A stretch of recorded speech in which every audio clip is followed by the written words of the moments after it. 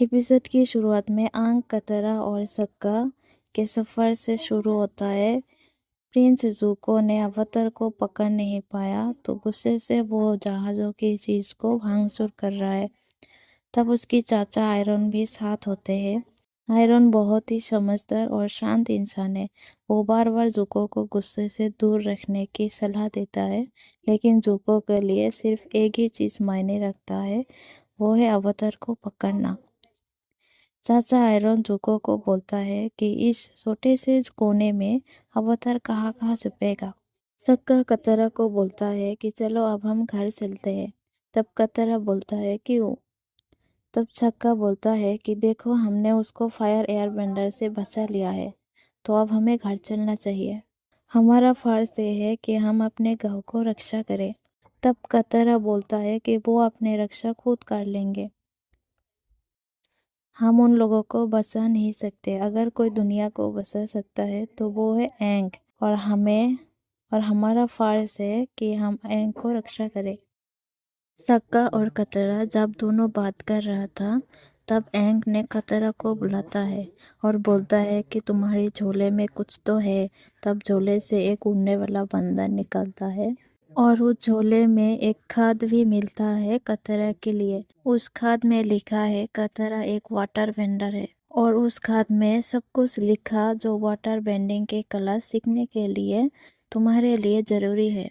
मैंने जानबूझ के इस खाद को तुमसे छुपा के रखा था कि अगर फायर नेशन को पता चलता तो तुम्हारी कला तुम्हारी जान की दुश्मन बन जाती। लेकिन अब हमें तुम्हारी अमानत लौटाना है, क्योंकि तुम अब बाहर की दुनिया में कदम रख चुके हो। तुम एक वाटर बेंडर हो, हमेशा से थी और हमेशा रहोगी, कभी मत भूलना। कतरा ये खाद पढ़ के सक्का को बोलता है कि अगर हम वहाँ रहते तो ये खाद कभी भी मुझे नहीं मिलता। तब सक्का बोलता है ठीक है, अब हम क्योशी आइलैंड चलते हैं। और फिर कतरा, सक्का और एंग अप्पे के साथ उड़ते हुए जा रहा था। तब वो उड़ने वाला बंदर भी आ गया था।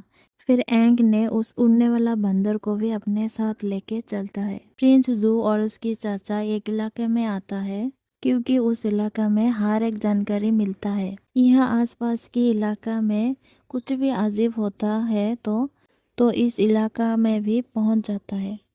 क्योशी आइलैंड पहुंचते ही सक्का बोलता है कि देखो, वो एक डरावनी औरत की मूर्ति है। और फिर सब लोग नीचे उतरा। तब कुछ औरत उन लोगों पर हमला कर देता है और बोलता है कि ये एक पवित्र भूमि है, यहाँ आना मना है। तब कतरा बोलता है आप लोग गलत समझ रहे हो, ये एक अवतार है। तब एक औरत बोलता है नामुमकिन, अगर ये अवतार होता तो हमें कोई संकेत मिलता।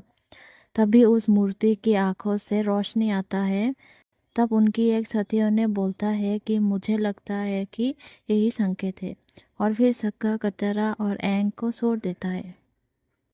बाद में सक्का, कतरा और एंग को क्योशी आइलैंड की मुखिया के पास लेके आता है, और मुखिया ने बोलता है कि बहुत सालों से यहाँ कोई नहीं आया है, क्योंकि हम किसी को आने नहीं देते। 100 साल से क्योशी आइलैंड ने बाहर वालों से मिलना जुलना बंद कर दिया, खुद को युद्ध से दूर रखने के लिए। हम चाहते हैं कि बाहर वाले भी हमसे दूर रहे। तब एंग बोलता है कि हम यहाँ किसी को परेशान करने के लिए नहीं आए हैं। मैं यहाँ अवतार क्योशे के बारे में और जानने के लिए आया हूँ। ये जगह इसीलिए तो बनी है। कतरा भी बोलता है कि हम लोग बुरे नहीं है। फिर मुखिया बोलता है कि तुम लोग बुरे नहीं हो, लेकिन तुम लोग आने के बाद यहाँ पूरा हो सकता है। हम अपने नियम किसी के लिए बदल नहीं सकते। और बाद में मुखिया ने सक्का, कतरा और एंग को उन लोगों के मेहमान बनकर 48 घंटे के लिए रहने देते हैं, और उम्मीद करता है कि उन लोगों की भरोसा का फ़ायदा मत उठाना। कतरा पानी के साथ प्रैक्टिस कर रहा था। कतरा एक वाटर बेंडर है, इसीलिए वो अपने हाथों से पानी की बॉल बना सकता है। तब वहाँ एंग भी आ जाते हैं और कतरा को बोलता है तुम बहुत अच्छा कर रहे हो।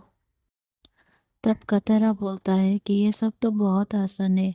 तब एंग बोलता है कि तुम तो पहले ये सब भी नहीं कर पाते थे, बहुत जल्दी सीख रहे हो, तुम सच में एक वाटर बेंडर हो। तब कतरा एंग को बोलता है तुम्हें भी मेरे साथ प्रैक्टिस करना चाहिए। मुखिया की बेटी ने सक्का को बोलता है कि आप लोगों की खाना तैयार है।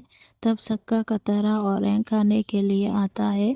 तब एक छोटा लड़की आके बोलता है कि क्या तुम सच में एयरबेंडर हो। तब एंग ने एक चम्मच अपने हाथ में ले लेता है और उसकी जादुई शक्ति से चम्मच को उड़ाकर उसके हाथ में दे दिया और फिर सब लोग एक साथ खेलने लगा। प्रिंस जूको ने उसकी एक सेनापति को बोलता है कि इस इलाके में अगर कोई अजीब चीज होता है तो मुझे बोल देना। और फिर एक दिन देखता है कि उस सेनापति की जहाज नहीं है। उस इलाका के एक लोग बोलता है कि उन्हें पता चल गया है कि उड़ने वाला गाय है, तो वो सुबह सुबह निकल गया था।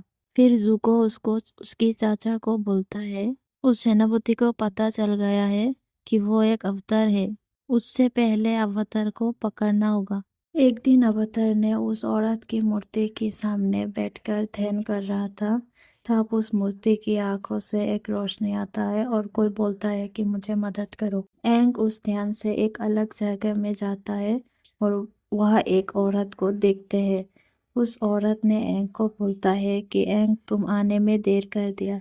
तब एंग बोलता है कि मुझे माफ कर देना, आने में देर हो गई। अब तक कैसे पहुंचना है ये मुझे नहीं पता था, पहुंचना पाऊंगी या फिर नहीं ये भी नहीं मालूम था। फिर उस औरत ने बोलता है कि तुम बहुत कुछ नहीं जानते। जुको और उसके चाचा अपने जहाज से आ रहा था।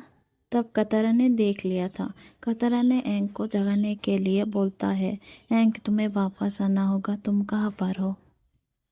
उस औरत ने एंग को बोलता है कि तुम जानना चाहते हो एंग क्या। मैं नहीं बता सकती क्योंकि हर अवतार अलग होता है। तब एंग बोलता है कि मुझे खुद से पता करना होगा क्या। तब वो औरत बोलता है कि ये सफर की एक हिस्सा है। फिर एंग बोलता है कि मैं इस सफर में किसी को चोट पहुंचा दूं तो अगर तुम फिर से अपने जिम्मेदारी से भागे तो और लोग मर जाएंगे। एक अवतार के लिए उसके जिम्मेदारी सबसे अहम होनी चाहिए, खुद की जिंदगी से ज्यादा। और फिर बोलता है कि मैं तुम्हें दिखाऊंगी कि अगर तुम पीछे हट गए तो क्या होगा।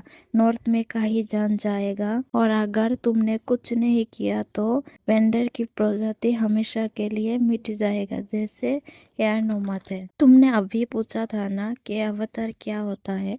अवतार एक योद्धा होता है, एक बेवा और बेरहम योद्धा। जब युद्ध चल रहा था उस युद्ध की दौरान में मुखिया ने बोलता है सक्का को कि तुमने तो बोला था कि वो हमें बचाएगा, आखिर वो कहाँ है अवतार।